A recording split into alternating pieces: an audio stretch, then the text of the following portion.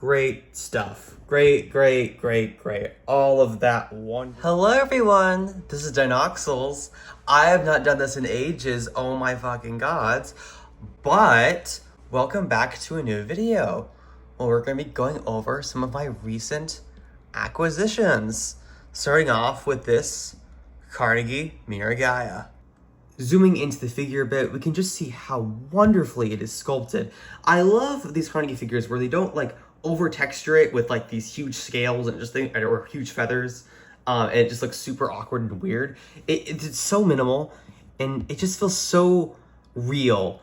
The verisimilitude is very strong with these Carnegie releases. Like, look at this. You just get that nice folding of the skin here, the way it's bunching up here. It just looks so realistic, and I really appreciate that about these old Carnegie releases. The ones that were good anyway.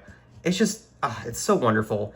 The eye looks great. Paint is, as I just said, looks fantastic. Very good figure. Highly recommend if you see one for cheap. This isn't like, I would say if it's over $40, don't pick it up. I guess it's not worth your money for that. But like otherwise, 40 and below, yes, absolutely. Great figure. Highly recommend. Now, when I got that Miragaia, it was the first figure I gotten in a while. However, that would soon change. I got my order in of the Cyberzoic pre-orders I had for wave 2, I believe. There's a lot of waves and a lot of releases. Like, it gets a little confusing sometimes. But the first figure I want to showcase from that is the Cyberzoic Dilophosaurus. I first want to take a look at the head. It is just so pretty and vivid and well sculpted. Just overall stunning. I can't tell if the crests are meant to be keratinous or not. They should be leathery and like skin covered, not keratinous. If it's meant to be keratin, it's not super clear. I can pretend it's weird skin, and it works because that's the accurate interpretation of Dilophosaurus crests. I love the bit of soft tissue right here under the eye. It's very subtle, but it just adds to it. Also, this kind of soft tissue going down the neck here. It's just it's so pretty. It's just enough soft tissue where soft tissue speculation where it feels reasonable and doesn't feel distracting or strange. Again, just such a stunning figure. And of course, how can I not forget this beautiful blue mouth? It's so pretty. I always say that for figures to be good, you could have like a very like okay body. Like this could be like kind of whatever, right? But like if the head sculpt is super strong and the paint is super strong, yes, it will make or break the figure. A figure that comes to mind that kind of is the inverse of this is the Holland-Good Diplodocus, which has a really great body sculpt. But then the head is just super fucked. But this is stunning. This is great work. I don't like the way the feathery, I guess like hood looks on some other figures. Like, especially the Kilovator, I think it looks really weird on that. But like here, it feels so right. It blends with the feathering so well and feels super naturalistic. Great stuff. I love it. And of course, I'm not gonna go over articulation because we all know this is so well articulated. I don't need to tell you that. It's just, it's so stunning. Such a great figure. Highly recommend. The next figure I want to showcase from the Cyberzoic figures I I bought them, is this Dinodocus here. This might be one of my favorite Creative Beast Studio figures. I just think the simple colors of rust and vivid blue look so stunning. I love this body size for Beast Mesozoic and Cyberzoic. It's so pretty. And it gets so much like interesting articulation in without being too big and cumbersome, like certain other figures. But it is just so pretty. I don't really have much to say. It's really good. I will say that my Dinodocus came broken. I had to get a replacement. One of the arms pegs was not assembled correctly, and unfortunately, that seems to be a common thing across the Dromaeosaur figures. So I hope that can get fixed in future releases where there's just a lot of like factory defects with certain Dromaeosaur figures, but. Thankfully, this copy is wonderful. I love it. It's stunning.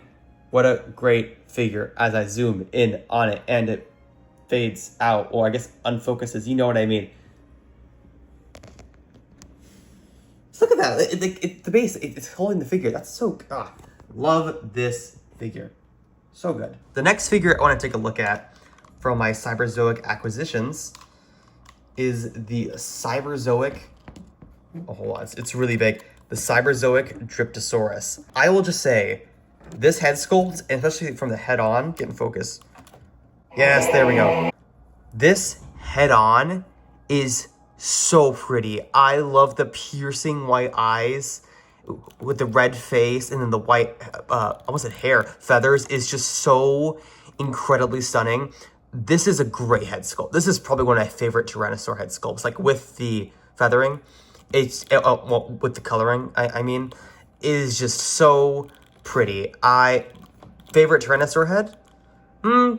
I might have another favorite soon. We're gonna get to that figure, but this is just exceptional stuff. It's so good. The updated neck articulation on this DIPLODOCUS from the old release is great. Great stuff. You know, mouth open and closes wonderfully. You know, you got your arms. You know, it is funny because the way this wave of Cyberzoic stuff with the DIPLODOCUS released like around the same time that Nanotyrannus got like validated. If you didn't see in that paper, Nanotyrannus and one of the phylogenies is recovered as being closely related to DIPLODOCUS and Apalachisaurus. It's not like a hard set hypothesis. It still needs some more data from, you know, over here in the eastern states. Also, hi truck, thank you for driving by and being very noisy. Figure itself, great, wonderful. I love the black scales and how they contrast with the white feathers. The tail pops off very easily. That's probably my fault. I probably need to heat this up more and get it down there all good. But otherwise, a great release that won't even fit in frame, which coming soon is going to become a commonality. Are you kidding me? Now this next figure may leave you a little bit confused. Dinoxels, I thought you already had a Carnegie GIGANOTOSAURUS. And the answer was yes, he is in Land of the Ancients. And her mate, DILOPHOSAurus. Don't watch it. But I was at a small toy store when I saw this mint condition, no fingers broken, Carnegie GIGANOTOSAURUS for $10. I was 100% going to get that because that is a ridiculous steal. There was another figure there that I also got, which we'll see shortly, but this was the big acquisition of that day. A $10 mint condition Carnegie GIGANOTOSAURUS. Incredible. I'm just so happy I have this. It's a very important figure from my childhood. And now I have two Carnegie GIGANOTOSAURUS, which is quite the flex. For a little comparison, I'm going to take my new Giga next to my old Carnegie Giga and just kind of show you the paint difference. I believe this is an earlier production sample, so the paint is a little more refined. The current one, the one I had before this is a little older, or a little newer, excuse me, and the paint isn't as great. Still well painted, you know, it's saying like lovely like texturing of the skin folding like on the Miragaia. But the paint is still not as great, but come on, it's really cool to have two Carnegie Gigas. Like that is the ultimate flex. And one of them is in mint condition for only $10. Like, come on, that's awesome, right? I think that's awesome. At the toy shop where I got the $10 GIGANOTOSAURUS, there was also a $40 Carnegie DIPLODOCUS. Oh, I can't even fit it in shot. Well, hold on. Okay, this is probably the most of it I can get in a shot. A little peek behind the curtain over there, a peek behind the curtain over there. Whoa. But I am happy I own this. I wouldn't have gotten it otherwise. Usually it goes for like $100 on eBay, even more. And it's super rare these days. But just seeing one for $40 at a flippin' random toy store, like, yes, I was gonna get this figure. Absolutely. Again, love the colors. The texture work isn't as strong as the Miragaia, but it's still there. It's missing its signature spikes, which is unfortunate, but otherwise, it is a very fun figure, and I'm glad I own it. It's a great DIPLODOCUS figure, minus sort of its retroness. But, you know, the retroness is great. I love me a good retro dinosaur figure. Really do. Also, the head sculpt is actually, really good for a Diplodocoid. That's really great. You know, actually, I'm going to bring out some fun comparisons here. Here is the Carnegie DIPLODOCUS next to the Eofauna DIPLODOCUS. Another stunning figure, but you can just see your updated understanding of the animal informing the newer model. I think that's just so cool to have the comparison, and I'm glad I have this dichotomy of retro versus very new in my collection. Great stuff. This next figure is something I'm very happy I own again. The Carnegie Maiasaur is a figure I have great memories of playing with as a kid, but unfortunately I no longer own that original copy. It is at my cousin's house. it should still be there. I think it's still there. Who knows what happened to it? But I'm on my Carnegie high of getting very, very cheap Carnegie figures. I thought, oh, I am definitely going to get this Maiasaur. It is so pretty. I love the colors. It's very vintage in a very fun way. I love a little nest. It's just a very nostalgic figure to me. Probably not the best Carnegie figure. It feels a little weak on the texture side, and the feet and legs feel very blocky, but it's very retro in a fun way. And you know what? Sometimes that's the best thing ever. It is insane to me how much this market has changed over the years. Like, look at this next to this Holland Good Maiasaur. You can just tell, like, my gods, the production quality in these figures, clearly this is not the same company, clearly a very different time, but it's just the fact that we can afford stuff like this now, it's just incredible to me. Like, I think this is only like $20, this Holland Good Maiasaur, and it just really shows how, far our understanding of these animals has come, and how far our reconstructions of them have come, from very blocky, retro dinosaur toy over here to a much more refined, like, scientific arts model over here. Great stuff. Also, hi Dave, you're very cute. This next figure I thought I'd never get. I thought it was way too pricey, but thankfully, my friend Gibson sent me this Beast of the Mesozoic Gorgosaurus, which was previously owned by David, who I mentioned earlier. It's been through a few hands, but I love, love, love this figure.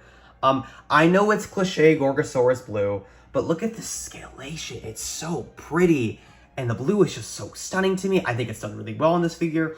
Of the splashes of gold, I think it's super, super strong. This head sculpt is stunning. I think this might be my favorite head sculpt on any Beast of the Mesozoic Tyrannosaur. I think it is stunning. Look at the teeth. Look at the mouth, the way it's sculpted, and like the keratin. Oh, it's so good. Look at the nose, like being inflamed, like it's snorting. Such good stuff. Such good stuff. Such good. What a wonderful release. I love this figure, and I'm really happy I own it. It actually stands better than some of the other Tyrannosaurs I own, which I was surprised by. I thought it'd be very tricky to stand, but no, it is easy to stand, which is a big plus for a Beast of the Mesozoic, and it just genuinely looks really great. So, highly recommend. So that is it for this video. Thank you for watching. Hope you have a great.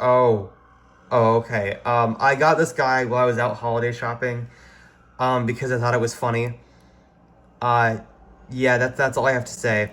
Look at this wedge head. That is so funny. What a humorous release. I don't really have anything else to say for this. This is Dinoxel signing out. Such good.